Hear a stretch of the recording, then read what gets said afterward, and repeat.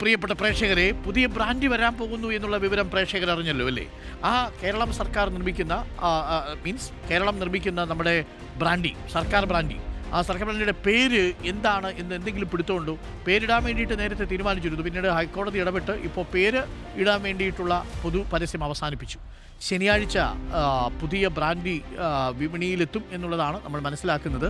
പാലക്കാട് മലബാർ ഡിസ്റ്റിലറിയിൽ ഉൽപ്പാദിപ്പിക്കുന്ന ബ്രാൻഡിയുടെ പേര് ഇപ്പോഴും രഹസ്യമായി സൂക്ഷിച്ചു വെച്ചിരിക്കുകയാണ്. ഇനി സീക്രട്ട് മൊമെന്റ് എന്നെങ്ങാണോ എന്തോ. പൊതുജനങ്ങളിൽ നിന്ന് പേര് സ്വീകരിച്ചത് ഹൈക്കോടതി തടഞ്ഞിരുന്നു. വിപണിയിൽ 21 മുതലെത്തുന്ന സർക്കാരിന്റെ ബ്രാൻഡിക്ക് വിലയും കുറവായിരിക്കും. മനീഷ് മഹിപാൽ ഉണ്ട് കൂടുതൽ വിവരങ്ങളുമായി. Manish Mahipal, very good morning. Manish Mahipal, സീക്രട്ടായിട്ടിരിക്കുകയാണ്. ഞാൻ ആലോചിക്കുകയായിരുന്നു, സീക്രട്ട് മൊമെന്റ് എന്നെങ്ങാണോ പേര് എന്നുള്ളതാണ്. ആ പേര് ഞാൻ പറഞ്ഞപ്പോൾ എനിക്ക് കൊള്ളാമെന്ന് തോന്നുന്നു, സീക്രട്ട് മൊമെന്റ്. പക്ഷെ അത് വേറെ ഏതോ ഒരു ബ്രാൻഡുമായിട്ട് ബന്ധം എന്തോ ഉണ്ടെന്ന് തോന്നുന്നു. അങ്ങനെ എന്തെങ്കിലും ബ്രാൻഡ് ഉണ്ടോ മനീഷ് മഹിപാൽ? എനിക്കറിയത്തില്ല.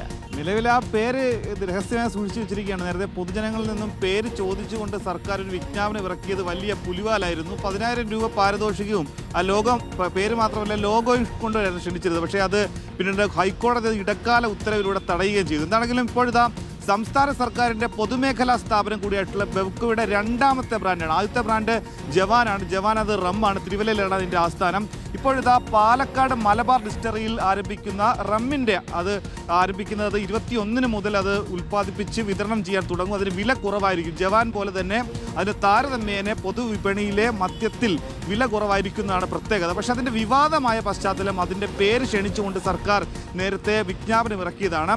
അങ്ങനെ മദ്യത്തിൻ്റെ ഉപഭോഗത്തെ പ്രോത്സാഹിപ്പിക്കുന്നതാണ് തരത്തിൽ അതിനെതിരെ ഹർജികൾ ഹൈക്കോടതിയിൽ വരികയും ഹൈക്കോടതി അത് പരിശോധിച്ച ശേഷം അതിൽ വലിയ രീതിയിലുള്ള ലംഘനമുണ്ട്, അബ്കാരി നിയമങ്ങളുടെ ചട്ടങ്ങളുടെ ലംഘനമുണ്ടെന്ന് കണക്കാക്കിക്കൊണ്ടാണ് ഇടക്കാല ഉത്തരവിലൂടെ ആ ഒരു നടപടി എന്താണെങ്കിലും ആരോപിച്ചത് റദ്ദാക്കിയത്. പക്ഷേ സംസ്ഥാന സർക്കാർ കൊടുത്ത അഫിഡവിറ്റിൽ പറയുന്നത് അങ്ങനെ ഒരു വിജ്ഞാപനം ഇറക്കിയിട്ടില്ല എന്നാണ്. അത് വില കുറവായിരിക്കും, 21 ഇറങ്ങുമെന്നാണ് ഏറ്റവും വലിയ പ്രത്യേകത. അരുൺകുമാർ.